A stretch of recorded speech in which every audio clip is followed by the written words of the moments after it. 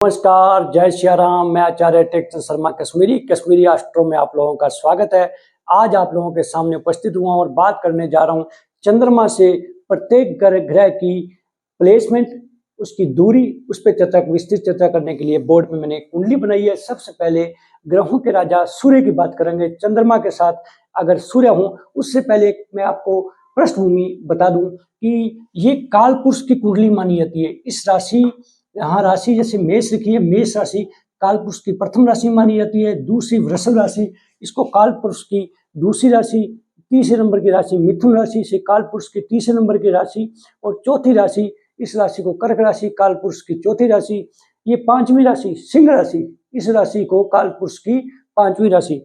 ये छठे नंबर की राशि कन्या राशि से काल पुरुष की छठे नंबर की राशि। ये सातवीं राशि तुला राशि, इस राशि को काल पुरुष की सातवीं राशि। ये आठवीं राशि काल पुरुष की आठवीं राशि वृश्चिक राशि।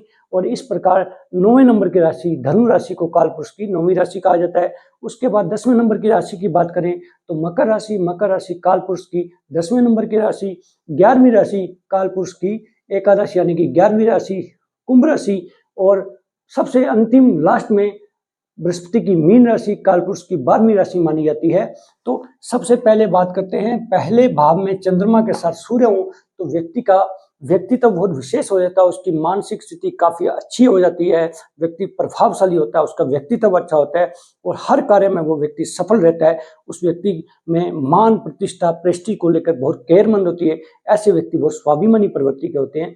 और कई कुंडलियों में हमने वैदिक ज्योतिष में जाना है कि सूर्य के साथ चंद्रमा अमावस का योग माना जाता है। इसको अच्छा नहीं बताया गया, लेकिन ओवरऑल ये अगर सूर्य और चंद्रमा का योग है तो दोनों ही ग्रह अपने आप में पूर्ण है, इसलिए व्यक्ति को विशेष फल प्राप्ति होती है।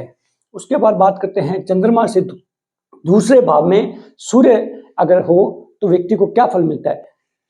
चंद्रमा से सूर्य दूसरे भाव में हो तो व्यक्ति को निराशा मिलती है, व्यक्ति को अपने कुटुंब से लड़ाई झगड़ा तनाव या सपोर्ट नहीं मिलती, कहीं ना कहीं जीवन कलहपूर्ण होता है। ऐसा व्यक्ति बहुत ज़्यादा उत्तेजित होता है, अग्रेसिव नेचर का होता है और जरा छोटी छोटी बातों पे जरा बातों पे वो भड़क जाता है, उसमें उत्तेजना अपने आप पे कंट्रोल नहीं होती। ऐसे व्यक्ति का स्वभाव काफी उग्र होता है। अब चंद्रमा से तीसरे भाव में सूर्य अगर हो तो व्यक्ति को क्या फल मिलेगा। ये तीसरा भाव पराक्रम का है, तो व्यक्ति बहुत ज्यादा पराक्रमी होता है, मेहनतशील होता है, डेडिकेशन वाला होता है, अपने कार्य की रिस्पॉन्सिबिलिटी को समझने वाला होता है और व्यक्ति विशेष रूप से उसकी कार्यशैली बहुत अच्छी होगी, यूनिक होगी, एक्स्ट्रा माइंड का बुद्धिमान इंटेलिजेंट व्यक्ति होता है। अब चंद्रमा से चौथे भाव की बात करें, चौथे भाव में अगर सूर्य हो तो व्यक्ति की माता से कहीं ना कहीं उसके विचार नहीं मिलते, अपने माता संबंधी उसको कष्ट मिलता है और उसको सुखों से वंचित रहता है। किसी न किसी प्रकार के उसके जीवन में अड़चने रुकावटें परेशानियां बनी रहती हैं, पारिवारिक माहौल भी अच्छा नहीं माना जाता या होता है। तो इस प्रकार बात करेंगे चंद्रमा से पंचम राशि, पंचम भाव शिक्षा का है।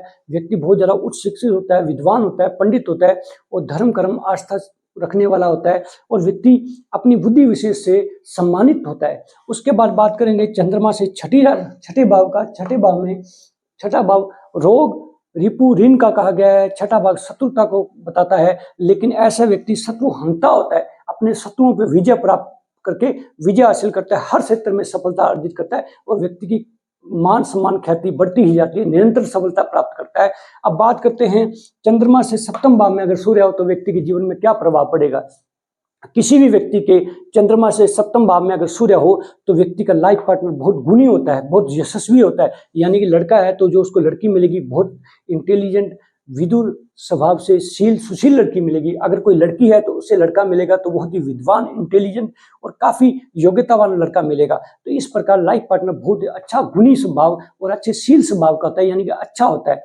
तो उसके बाद बात करेंगे चंद्रमा से अष्टम भाव में सूर्य हो तो व्यक्ति को निरंतर दुख मिलते हैं, उसे किसी प्रकार की कोई सपोर्ट नहीं मिलती, घर से परिवार से उसकी मान सम्मान सभी तरफ से उसे हानि होती है और अपयश का कारक होता है। अष्टम भाव दुखों का है तो व्यक्ति ता जीवन दुखी रहता है। अगर उसका सूर्य अच्छा ना हो तो व्यक्ति की कार्यशैली भी अच्छी नहीं होती, स्वभाव भी नहीं अच्छा होता और वो अवगुणों को ग्रहण करता है, गुण उससे दूर रहते हैं और इस प्रकार व्यक्ति पीड़ित होता है।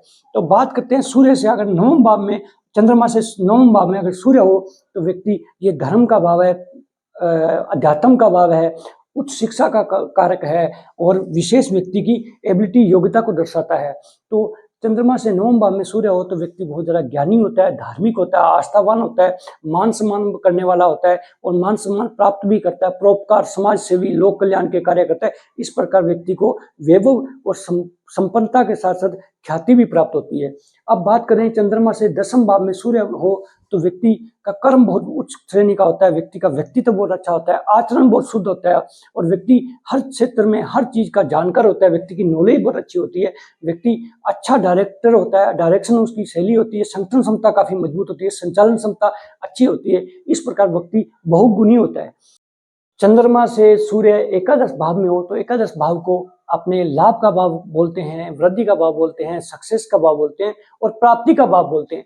चंद्रमा से सूर्य एकादश भाव में व्यक्ति को ख्याति देता है, मान सम्मान देता है, उसको प्रोफेशन में लाभ देता है, उसको कार्य में सफलता देता है और उसकी पहुंच बढ़ाता है, यानी कि उसकी कार्यशैली से उसकी प्रशंसा होती है, उसकी ख्याति मिलती है और उसको हर कार्य से हर चीज से लाभ ही लाभ प्राप्त होता है और व्यक्ति आज जिस स्टेज पे है उससे काफी ऊपर चला जाता है, अपने जीवन में छोटी उम्र में तरक्की करने लगता है, व्यक्ति अपनी प्रतिभा से सर्व संपन्न होता है, भौतिकता के समस्त संसाधन जुटा लेता है और व्यक्ति अपने कुल में समाज में काफी नाम प्रसिद्धि पाता है। इस प्रकार 11वें भाव के इतने लाभ हैं कि व्यक्ति संपूर्णता से संपूर्ण कहा जाएगा, विशेष उसको लाभ प्राप्त होंगे और व्यक्ति हर क्षेत्र में सफलता अर्जित करता है, नाम ख्याति होती है। तो 11वां भाव एकादश भाव लाभ का भाव है, प्रसिद्धि का है, ख्याति का है, वृद्धि का है। तो इस प्रकार व्यक्ति के अंदर सभी गुण विद्वान होते हैं, व्यक्ति बहुत ज्यादा इंटेलिजेंट विद्वान होता है, अपनी बौद्धिक क्षमता से मान प्रतिष्ठा भी हासिल करता है। तो 11वें भाव को छोड़ के आप 12वें भाव की बात करते हैं। चंद्रमा अगर किसी व्यक्ति के चंद्रमा से सूर्य 12वें भाव में हो तो व्यक्ति ये भाव दुखों का भाव है, पीड़ा का भाव है, षड्यंत्र का भाव है, जेल यात्रा का भाव है। तो व्यक्ति के जीवन में किसी न किसी प्रकार से या छोटे मोटे बड़े बड़े इंसिडेंट होते रहते हैं, व्यक्ति को हमेशा प्रताड़ना झेलना पड़ती है, जो भी कार्य करता है उसमें असफलता हाथ लगती है, व्यक्ति कई बार बहुत ज्यादा इन्वेस्टमेंट करने के बाद बहुत ज्यादा नुकसान खा लेता है। तो व्यक्ति के जीवन में उतार चढ़ाव बहुत रहते हैं, व्यक्ति किसी न किसी प्रकार से किसी भी इन्वायरमेंट, किसी परिस्थिति, किसी व्यक्ति के द्वारा धोखा भी पाता है।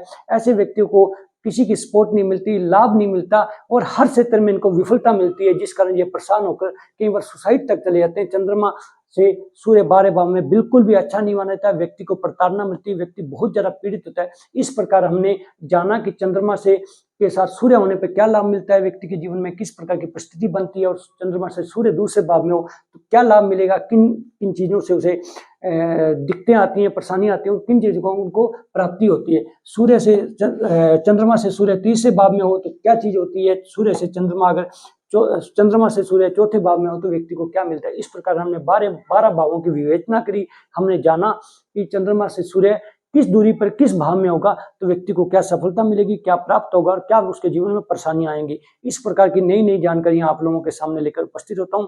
कश्मीरी एस्ट्रो में आप लोगों का एक बार फिर स्वागत है। मैं आचार्य टेकचंद शर्मा। आपको अगर हमारे वीडियो अच्छे लगते हैं तो हमारे चैनल को सब्सक्राइब करें और वीडियो को लाइक करें। धन्यवाद। जय सिया राम। नमस्कार।